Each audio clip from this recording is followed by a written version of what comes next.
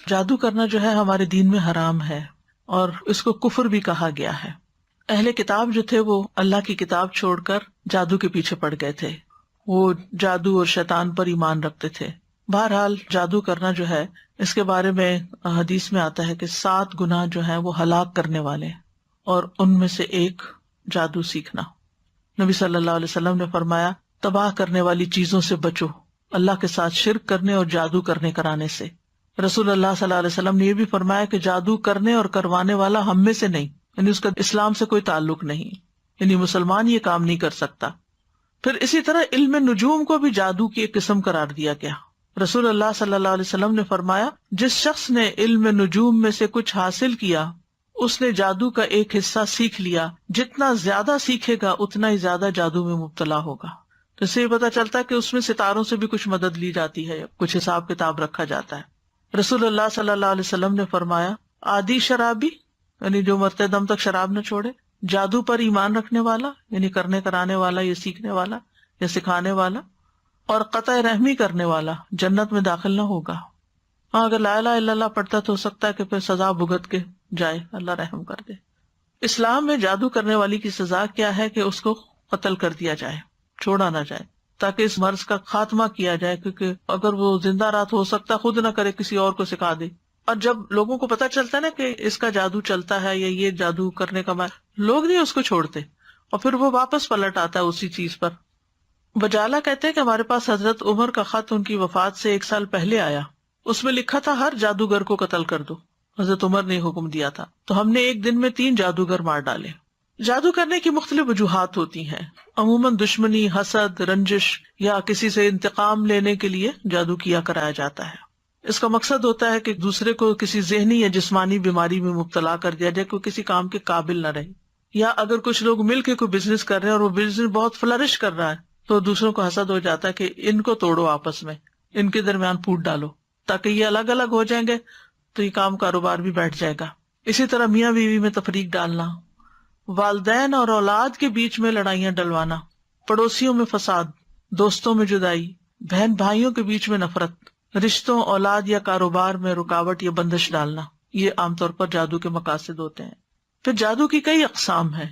کچھ جادو انسان کو مار ڈالتے ہیں، یعنی ایسی بیماری لگ جاتی ہے انسان کو کہ وہ سروائیو بھی نہیں کر سکتا۔ کچھ صرف بیمار کر دیتے ہیں۔ کچھ جادو انسان کی عقل کو ختم کر دیتے ہیں۔ کچھ جادو انسان کے جسم کے کچھ حصوں کو بے حس بے حرکت کر دیتے ہیں۔ کچھ جادو ایسے ہیں کہ جو انسان کے حواس میں تبدیلی پیدا کر دیتے ہیں، یعنی چیز کچھ ہوتی ہے اس کو کچھ اور ہی نظر آ رہی ہوتی ہے، متحرک چیز کو ساکن دیکھتا ہے، ساکن کو متحرک دیکھتا ہے۔ کچھ جادو محبت کھینچ لاتے ہیں، کچھ جادو نفرت کی وجہ بنتے ہیں۔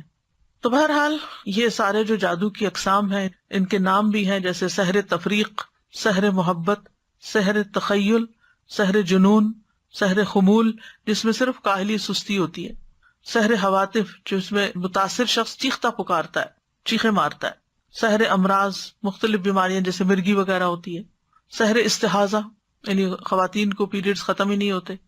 پھر جادو کی علامات بعض آہستہ آہستہ شروع ہوتی ہیں، بعض ایک دم اسٹرانگ آتی ہیں، جیسے سستی، گھبراہٹ، خاموشی، تنہائی کی عادت، کسی سے نہیں ملنا، کسی سے بات نہیں کرنی، ذہنی انتشار، حد سے زیادہ چڑچڑا پن، ذرا سی بات پہ بھڑک اٹھنا، کسی کام میں دل نہ لگنا، نماز روزہ عبادت چھوڑ دینا، بغیر کسی بیماری اور وجہ کے سر چکرانا، ڈراؤنے خواب آنا، خواب میں بھی رونا، چیخنا، چلانا، خون کے چھینٹے اور کپڑوں کو کٹا ہوا پانا، خاوند بیوی کے درمیان آپس میں کوئی کشش محسوس نہ کرنا، بغیر کسی وجہ کے رشتہ داروں کا آپس کے معاملات میں بگاڑ ہو جانا، یعنی ایک دوسرے سے ملنا جلنا چھوڑ دینا۔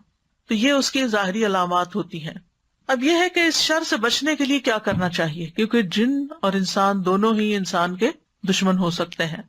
سب سے پہلی بات یہ ہے کہ انسان اللہ کے ساتھ اپنا تعلق مضبوط کرے، اللہ پر بھروسہ کرے، اور دل میں یہ خیال نہ لائے اور یہ وہم نہ لائے کہ مجھ پر کوئی جادو کر دے گا، بلکہ اللہ پہ توکل کرے، اللہ کی پناہ لے۔ حدیث میں آتا ہے کہ اللہ تعالیٰ فرماتا ہے میرا بندہ اگر مجھ سے مانگتا ہے تو میں اسے دیتا ہوں، جو محبوب بندہ ہوتا ہے۔ اگر وہ کسی سے میری پناہ مانگتا ہے تو میں اس کو پناہ دے دیتا ہوں۔ پھر اللہ تعالیٰ کے احکامات کی حفاظت، حدیث میں آتا ہے احفظ اللہ یحفظک، تم اللہ کے احکام کی حفاظت کرو، اللہ تمہاری حفاظت کرے گا۔ نمازوں کی حفاظت، یعنی جو نمازوں کی حفاظت کرتا ہے وہ اللہ کے ذمے میں ہوتا ہے، اللہ کی حفاظت میں ہوتا ہے۔ خصوصاً نماز فجر کی حفاظت. اسی طرح اشراق کا پڑھنا. رسول اللہ صلی اللہ علیہ وسلم نے فرمایا، اللہ عز و جل فرماتا ہے، اے ابن آدم تو دن کے پہلے حصے میں میرے لیے 4 رکعتیں پڑھ لیا کر، میں اس دن کے آخری حصے تک تیری کفایت کروں گا. پھر طہارت کا خیال رکھنا. یاد رکھیے یہ جنات اور یہ شر اور شیاطین اور یہ جادو کے اثرات ان لوگوں پر زیادہ ہوتے ہیں جو پاک صاف نہیں رہتے، اپنے ڈرٹی بالوں کو صاف نہیں کرتے، اپنے استنجا کا صحیح اہتمام نہیں کرتے، یا نہاتے نہیں ہیں، یا صاف کپڑے نہیں پہنتے، یا اندھیرے میں رہنا پسند کرتے ہیں، یا سیاہ رنگ ان کو بہت پسند ہوتا ہے کیونکہ سیاہ رنگ کے اوپر شیاطین زیادہ آسانی سے کام کر لیتے ہیں. پہلے بھی حدیث میں نے آپ کو سنائی تھی کہ جب انسان سو کر اٹھے تو اپنے ناک کو خوب جھاڑے کیونکہ شیطان جو ہے ناک کے باندھنے پر رات گزارتے ہیں. پھر صبح شام کے اذکار کی پابندی کریں. سونے جاگنے کے اذکار کی پابندی وہ بھی حفاظت کے لیے بہت ضروری ہے. بیت الخلاء میں جاتے ہوئے دعا پڑھیں. ہر کام سے پہلے بسم اللہ پڑھیں کیونکہ جس کام میں بسم اللہ ہو جاتی ہے تو شیطان وہاں سے نکلتا جاتا ہے، وہ اس میں داخل نہیں ہو سکتا، شامل نہیں ہو سکتا. جیسے انسان اپنے گھر میں داخل ہوتا ہے تو بسم اللہ پڑھ کے دروازہ کھولے، کھانا کھانے لگتا ہے تو بسم اللہ پڑھ کر کھائے، اور اسی طرح لائٹ آف کر رہا ہے، لائٹ آن کر رہا ہے، کوئی چیز اٹھا رہا ہے، رکھ رہا ہے تو بسم اللہ کو تکیہ کلام بنا لینا چاہیے ایک طرح سے لباس اتارتے وقت. اور پھر اسی طرح دائیں ہاتھ سے کھانا اور پینا چاہیے کیونکہ شیطان بائیں ہاتھ سے کھاتا ہے، تو اگر بائیں ہاتھ سے آپ کھاتے ہیں تو شیطان بیچ میں شریک ہو جاتا ہے اور اس کو اپنا عمل کرنے کا موقع مل جاتا ہے. پھر مغرب کے وقت بچوں کو خاص طور پہ گھر سے باہر نہیں نکالنا چاہیے کیونکہ مغرب کے قریب شیطان جنات جو ہیں وہ زمین پر پھیل جاتے ہیں اور اچکتے پھرتے ہیں. اب اس کا علاج کیسے کرنا چاہیے؟ سب سے پہلے یہ ہے کہ انسان قرآن سے علاج کرے. قرآن شفا ہے، نافع علاج ہے. قل هو للذین آمنوا ھدی وشفاء، کہہ دیجئے یہ ان لوگوں کے لیے جو ایمان لائے ہدایت اور شفا ہے. وَنُنَزِّلُ مِنَ الْقُرْآنِ مَا هُوَ شِفَاءٌ وَرَحْمَةٌ لِّلْمُؤْمِنِينَ وَلَا يَزِيدُ الظَّالِمِينَ إِلَّا خَسَارًا. ہم قرآن میں جو کچھ نازل کرتے ہیں وہ مومنوں کے لیے تو شفا اور رحمت ہے، مگر ظالموں کے خسارے میں ہی اضافہ ہوتا ہے. حضرت عائشہ سے مروی ہے کہ رسول اللہ صلی اللہ علیہ وسلم ایک مرتبہ ان کے پاس تشریف لائے تو دیکھا ایک عورت حضرت عائشہ کا علاج کر رہی ہے، بیمار جو تھی یا ان کو دم کر رہی ہے. تو آپ نے فرمایا کتاب اللہ کے ساتھ اس کا علاج کرو. آپ کو معلوم ہے کہ اس زمانے میں مدینہ میں کوئی حکیم کوئی ڈاکٹر کچھ بھی نہیں تھا، وہ لوگ عام طور پہ بیمار نہیں ہوتے تھے. تو ایک حکیم کو پتا چلا کہ اس علاقے میں کوئی حکیم نہیں تو وہ آ گیا کہ میں یہاں رہ کر لوگوں کا علاج کروں گا. 6 مہینے گزر گئے، اس کے پاس کوئی بھی نہیں آیا کہ کوئی بیمار نہیں پڑا. تو آخر اس نے راز پوچھا کہ کیا وجہ ہے. اس نے کہا کہ اس وقت تک ہم نہیں کھاتے جب تک بھوک نہیں لگتی، اور جب بھی بھوک باقی ہوتی ہے تو کھانا چھوڑ دیتے ہیں. بہرحال اگر چھوٹی موٹی کوئی تکلیف ہوتی بھی تھی تو دم وغیرہ کر لیتے تھے لوگ، قرآن پڑھ لیتے تھے، مسنون دعائیں ہیں وہ پڑھ لیا کرتے تھے، علاج ہو جاتا تھا. تو آپ صلی اللہ علیہ وسلم نے فرمایا کہ کتاب اللہ کے ساتھ اس کا علاج کرو، یعنی قرآن میں سے پڑھ کر اس پہ دم کرو. اسی طرح کچھ غذائیں ایسی ہیں کہ جو علاج ہیں، جیسے کلونجی. آپ نے فرمایا کلونجی کے دانوں میں موت کے علاوہ ہر بیماری کا علاج ہے، یعنی اس تیل پر دم کر کے انسان مریض کے متاثرہ حصے جو ہیں ان پر لگا سکتا ہے، مساج کر سکتا ہے. اور کلونجی کے دانوں پہ دم کر کے وہ پھر مریض کو کھلانا بھی چاہیے. اسی طرح شہد، یعنی صبح و شام 1 چمچ شہد جو ہے اگر انسان کھائے نہار منہ، اور پھر اس کے بعد کچھ نہ کھائے کم از کم آدھا گھنٹہ، تو اس سے بھی جسم کے اندر سے زہریلے مادے نکلتے ہیں. قرآن میں آتا ہے یخرج من بطونها شراب مختلف الوانہ فیہ شفاء للناس. یہ اللہ تعالیٰ کا حکم ہے کہ شہد میں شفا ہے، خالص ہونا چاہیے. ٹھیک ہے، آپ صلی اللہ علیہ وسلم نے فرمایا شفا 3 چیزوں میں، پچھنا لگوانے میں، شہد پینے میں، اور آگ سے داغنے میں. اور میں اپنی امت کو آگ سے داغنے سے منع کرتا ہوں. تو اب شہد چاہے را پی لیں یا اس کو پانی میں ملا کے پی لیں، تو اس پہ بھی آپ دم کر کے رکھ سکتے ہیں اور اس کو بھی استعمال کر سکتے ہیں. آپ صلی اللہ علیہ وسلم نے فرمایا شفا تو صرف 2 چیزوں میں ہے، شہد لوگوں کے لیے شفا ہے اور قرآن دلوں کی شفا ہے. پھر آب زمزم، جس مقصد کے لیے اس کو پیا جائے تو اس سے شفا ہوتی ہے. اگر آپ کے پاس تھوڑا سا بھی آب زمزم ہو، کوئی حج سے آنے والا یا عمرے سے آنے والا آپ کے لیے لائے، تو آپ اس کو ضروری نہیں کہ ایک مرتبہ سارا پی جائیں، آپ اس کو دوسرے پانی میں تھوڑا تھوڑا ملا لیں، وہ پورے پانی کا مزاج بدل جائے گا. حدیث میں آتا ہے کہ انہا مبارکتن انہا طعام طعم، کہ وہ بابرکت ہے اور کھانے والے کا کھانا بھی ہے. اور حدیث میں بھی آتا ہے کہ زمزم کا پانی اس مقصد کے لیے جس کے لیے وہ پیا جائے. اور اگر آپ وہاں جائیں اللہ کے گھر تو زمزم سے نہائیں. نیچے وہ جگہ بنی ہوتی تھی پہلے، آپ کو مجھے نہیں معلوم، تو لوگ اپنے اوپر بھی بہاتے تھے. پیچھے کا صفا مروہ کی طرف سے جائے نا باہر نکل کے، تو وہاں ٹیپس لگی ہوئی ہیں جہاں ڈائریکٹ زمزم آ رہا ہوتا ہے. بوٹل بھر کے لے آئیں اور اپنے اوپر تھوڑا تھوڑا تھوڑا کر کے سارا بہا لیں. اس کو دم کر کے بھی نہا سکتے ہیں، اس سے بھی بیماری جاتی ہے، اور صبح شام اس کو پیا جائے. پھر اسی طرح دم کیا ہوا پانی جو ہے ناک میں ڈالنا اور جھاڑنا، یعنی ڈال کے اس کو جھاڑا جائے، کیونکہ یہ جگہ شیاطین کے بیٹھنے کی ہو جاتی ہیں. زیتون کا تیل استعمال کرنا، نبی صلی اللہ علیہ وسلم نے فرمایا زیتون کھاؤ اور اس کو لگاؤ، بے شک یہ مبارک درخت ہے. اچھا تو یہ ہے کہ شہد، زیتون کا تیل اور کلونجی کا تیل یا کلونجی کے دانے، ان کو انسان مکس کر کے رکھ لے اور اس میں سے ½ ٹی اسپون یا 1 ٹی اسپون صبح شام لے سکتا ہے یا ایک ٹائم لے سکتا ہے، کیونکہ ہر ایک کو ایک ڈوز نہیں چلتی. تو جو ان چیزوں کے ماہر ہوتے ہیں طب نبی کے، ان سے پوچھا جا سکتا، مشورہ کیا جا سکتا. یعنی یہ امیونٹی بڑھانے والی چیزیں، آپ اس میں سے پہلے تھوڑا لیں، آپ کو پچ گیا ہے پھر تھوڑا سا اور انکریز کر دیں، پھر تھوڑا سا اور کر دیں، پھر دیکھیں کہاں تک لمٹ ہے آپ کی. اس سے بھی انسان کے جسم کی بہت سی دردیں اور تکلیفیں جو ہیں وہ دور ہوتی ہیں.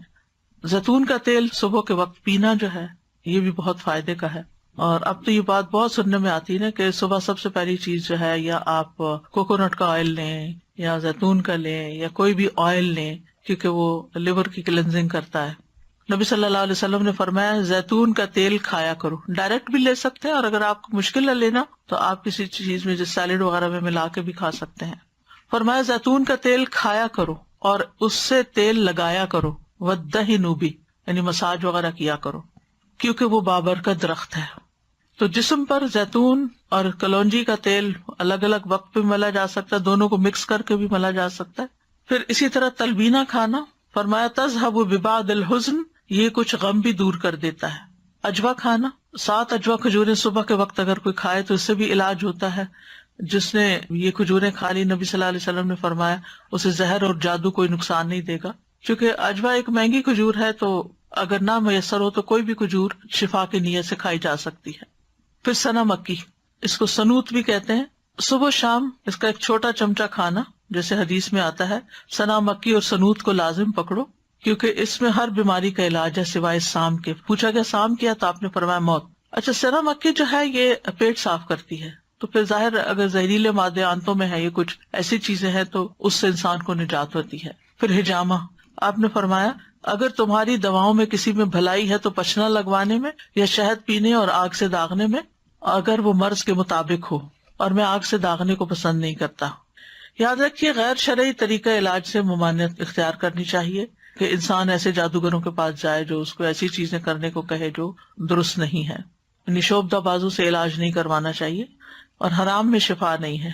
اگر کوئی کہے کہ شراب لے آؤ، میں اس کے اوپر کچھ منتر پڑھ دیتا ہوں اور اس سے تم مت پیو تو ٹھیک ہو جاؤ گے، تو ایسی چیزیں نہیں کرنی چاہیے.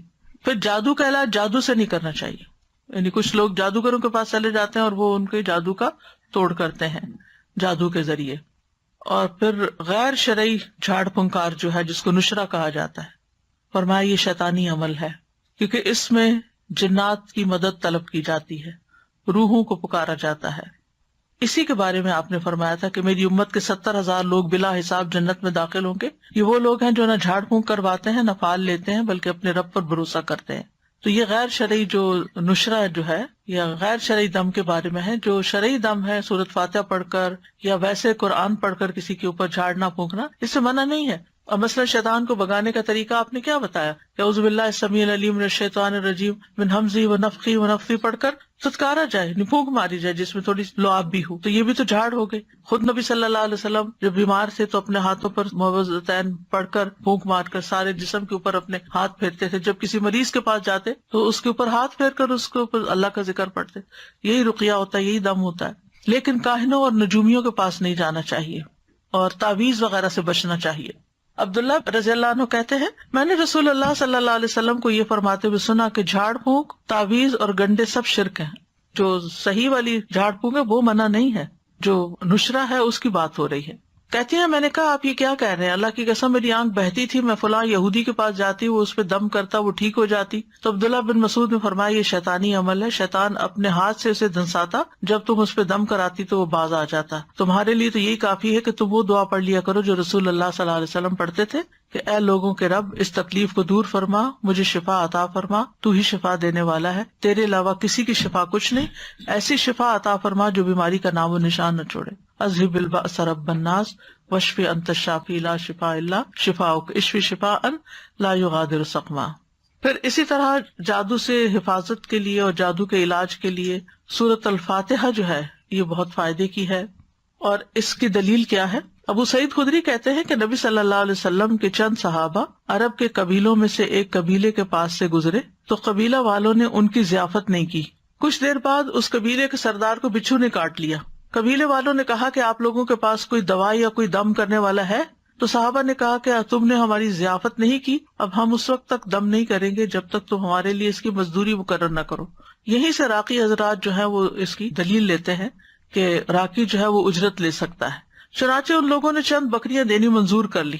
پھر ابو سعید خدری سورۃ الفاتحہ پڑھنے لگے اور اپنا لعاب بھی اس جگہ پر ڈالنے لگے۔ اس سے وہ شخص اسی وقت ٹھیک ہو گیا، تندرست ہو گیا۔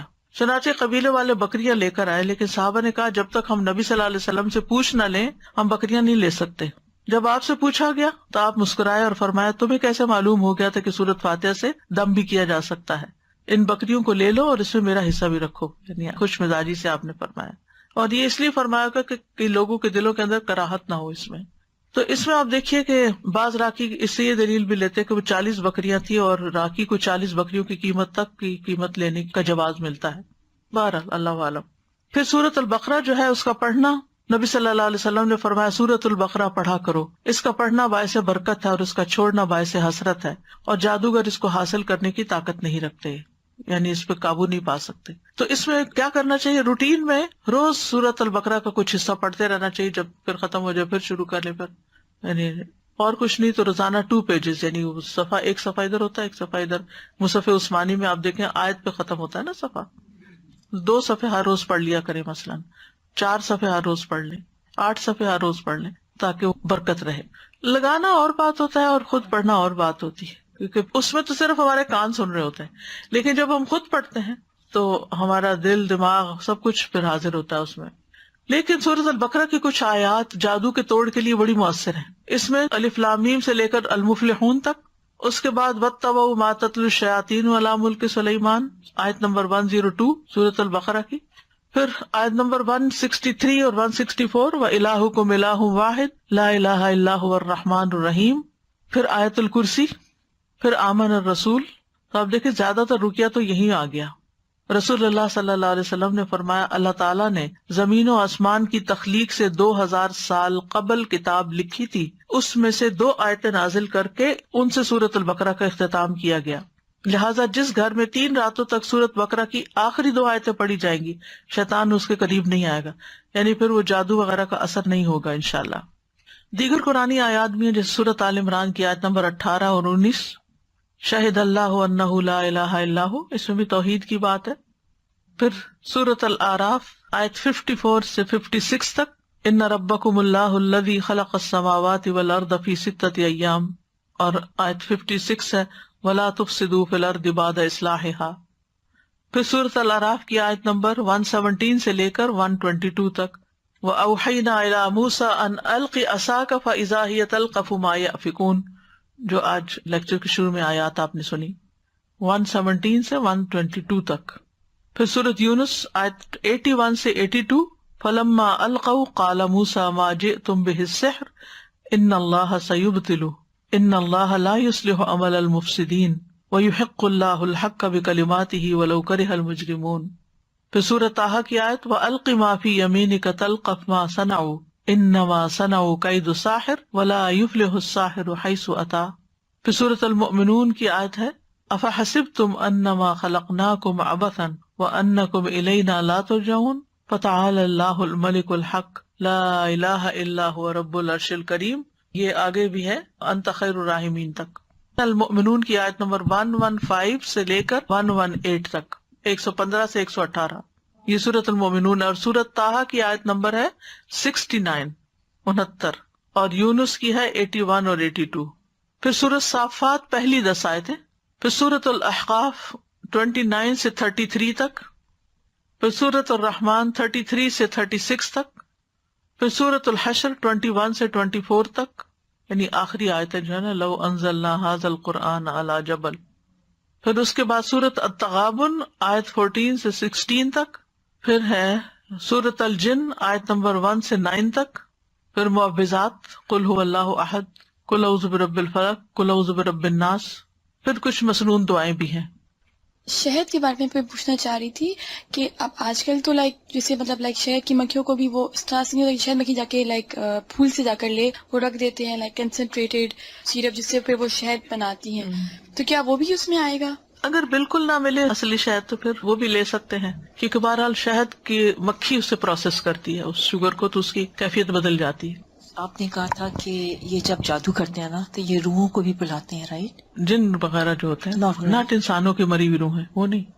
سازا ایک سوال پوچھنا تھا کہ اگر کسی کے اوپر جیسے جادو کا اثر ہو لیکن اس کو نہیں اندازہ کہ اس کے اوپر اثر ہے، اس کو اس کے اثرات محسوس ہو رہے ہیں، کوئی بیماری میں مبتلا ہو گیا، کسی پریشانی میں، اب وہ اس پریشانی کو دور کرنے کے لیے ذکر اذکار، نماز، روزہ جو بھی اپنے طور سے کر رہا ہے، تو کیا ضروری ہے کہ وہ علاج کا سوچ کے ہی جادو کا علاج کیا جائے، یا وہ اپنے جو نارمل اپنے یعنی ذکر اذکار میں بھی اضافہ کر دیتا ہے تو اس سے بھی اس کا علاج توڑ ہو سکتا ہے؟ اس سے بھی توڑ ہو سکتا ہے، ضروری نہیں کہ وہ یہ سوچ کے کرے کہ مجھ پہ جادو ہوا ہوا تو میں جادو کا توڑ کر رہا ہوں.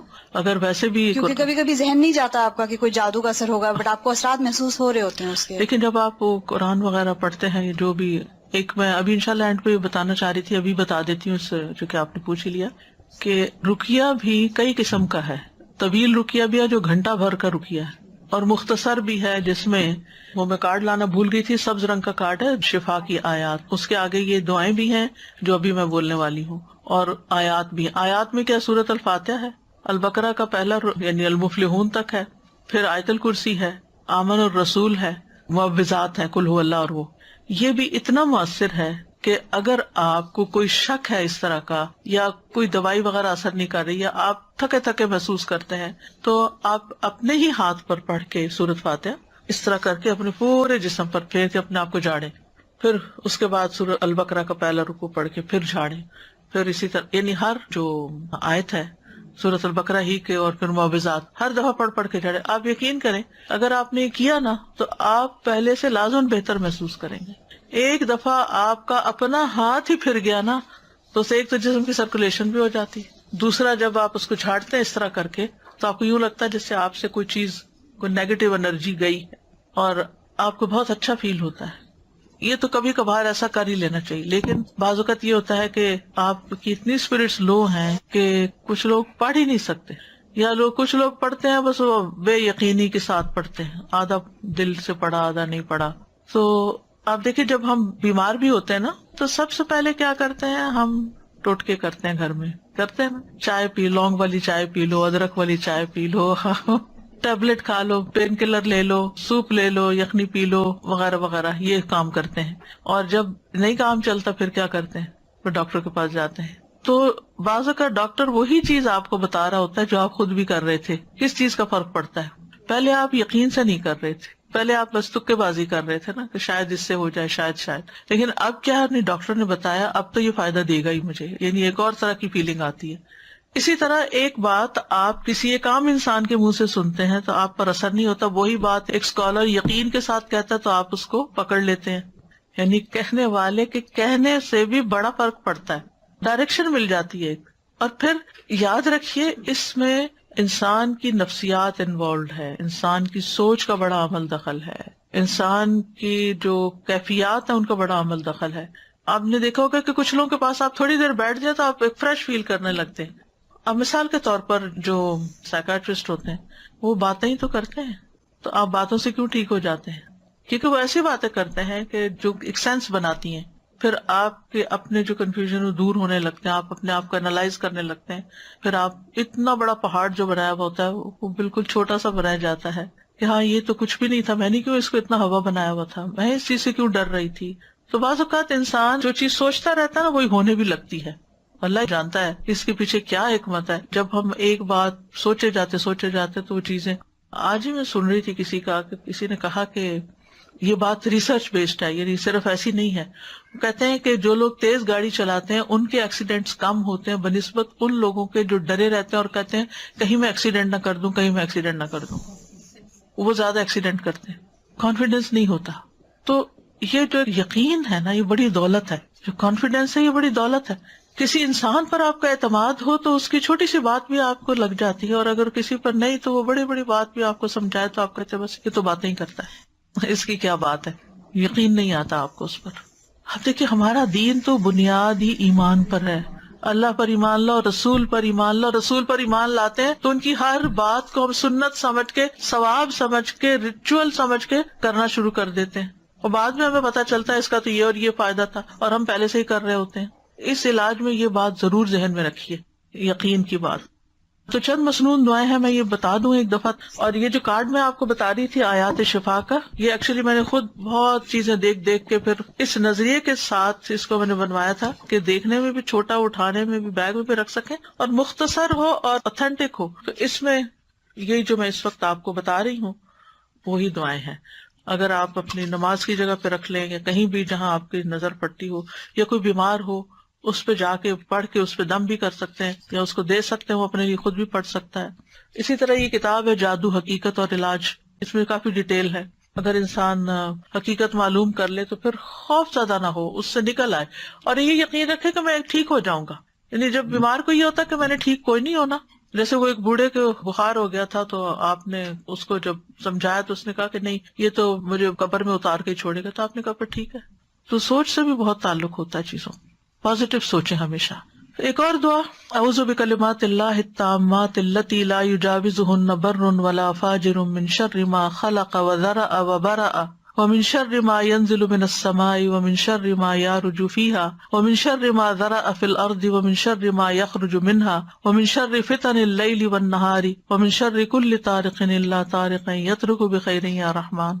میں اللہ کے کامل کلمات کے ساتھ پناہ پکڑتا ہوں جن سے آگے نہ تو کوئی نیک اور نہ ہی کوئی برا شخص بڑھ سکتا ہے، ہر اس چیز کے شر سے جس کو اس نے بنایا، پیدا کیا اور پھیلایا، ہر اس چیز کے شر سے جو آسمان سے اترتی ہے، اور اس چیز کے شر سے جو اس میں چڑھتی ہے، اور اس چیز کے شر سے جسے اس نے زمین میں پیدا کیا، اور اس چیز کے شر سے جو اس سے نکلتا ہے، اور رات اور دن کے فتنوں کے شر سے، اور رات کو آنے والے کے شر سے، سوائے اس کے جو خیر کے ساتھ آئے، اے رحم فرمانے والے. یہ جو ہے جبریل علیہ السلام کی سکھائی ہوئی دعا ہے. ٹھیک ہے. ابو تیاح کہتے ہیں ایک آدمی نے عبد الرحمن بن خنبش سے پوچھا کہ رسول اللہ صلی اللہ علیہ وسلم نے اس وقت کیا کیا جب ان کے پاس شیاطین آئے. انہوں نے کہا شیاطین مختلف وادیوں گھاٹیوں سے اتر کر آپ کے پاس آئے، اور ان میں سے ایک شیطان کے ساتھ آگ کا شعلہ تھا جس کا ارادہ یہ تھا کہ وہ رسول اللہ صلی اللہ علیہ وسلم کو جلا دے. یعنی اتنے ڈھیروں ڈھیر آ گئے، لیکن وہ مروب ہو گیا، خود ہی پیچھے ہٹنے لگا. اتنی دیر میں جبریل آپ کے پاس آئے اور کہنے لگے اے محمد کہیے. آپ نے پوچھا کیا کہوں؟ انہوں نے کہا آپ کہیے یہ دعا، یہ پڑھیے. یعنی اگر ڈھیروں شیطان بھی آپ کے پیچھے لگ جائیں تو اس دعا سے بھاگ جائیں گے انشاءاللہ. اور اس میں پناہ لی گئی ہے اللہ کے سارے کلمات سے، سب کتابوں یعنی قرآن اور اس کے علاوہ بھی جو کچھ ہے. اور پھر ہر چیز کے شر سے، جو اوپر سے آئے، جو نیچے سے جائے، رات کا شر، دن کا، ہر قسم کا شر، اور ہر طرح کے فتنے اور ہر طرح کے حادثے جو رات کو آئیں یا دن کو آئیں. تو یہ دعا بہت فائدے کی ہے، صبح شام کی دعاؤں میں آپ شامل کر سکتے ہیں. اسی طرح ایک اور دعا بھی ہے، اعوذ بوجہ اللہ العظیم الذی لیس شیء اعظم منہ وبکلمات اللہ التامات التی لا یجاوزہن بر ولا فاجر وباسماء اللہ الحسنی کلہا ما علمت منہا وما لم اعلم من شر ما خلق وبرأ وذرأ. میں اللہ کے عظیم چہرے کی پناہ پکڑتا ہوں جس سے عظیم کوئی اور چیز نہیں، اور اس کے مکمل کلمات کے ساتھ پناہ لیتا ہوں جن سے آگے کوئی نیک یا بد بڑھ ہی نہیں سکتا، اور اس کے تمام اسماء حسنہ کے ساتھ پناہ لیتا ہوں جن کو میں جانتا ہوں، جن کو میں جانتا بھی نہیں ہوں. کس سے؟ ہر اس چیز کے شر سے جس کو اس نے بنایا، پیدا کیا اور پھیلا دیا. بات ہی ختم، کوئی چیز بچی نہیں. کعب الاحبار کہتے ہیں اگر میں یہ چند کلمات نہ پڑھتا تو یہودی مجھے گدھا بنا دیتے. یعنی یہ حضرت کعب الاحبار جو ایک یہودی عالم تھے وہ پڑھا کرتے تھے، کیونکہ یہود بہت زیادہ جادو میں پڑ گئے تھے تو اس کا انہوں نے توڑ بتایا. پھر اعوذ بکلمات اللہ التامات من غضبہ وشر عبادہ ومن ہمزات الشیاطین وان یحضرون. میں اللہ کے تمام کلمات کی پناہ میں آتا ہوں اس کی ناراضگی سے، اس کے بندوں کی شرارتوں سے، شیطانوں کے وسوسوں سے، اور اس بات سے کہ وہ میرے پاس آئیں. پھر اعوذ بکلمات اللہ التامات من کل شیطان وہامۃ ومن کل عین لامۃ. میں پناہ پکڑتا ہوں اللہ کے پورے کلمات کے ذریعے اور ہر ایک شیطان سے اور ہر زہریلے جانور سے جیسے سانپ، بچھو وغیرہ، اور ہر نقصان پہنچانے والی بری نظر سے. پھر 3 دفعہ شام کے وقت اعوذ بکلمات اللہ التامات من شر ما خلق اور بسم اللہ الذی لا یضر مع اسمہ شیء فی الارض ولا فی السماء وهو السمیع العلیم.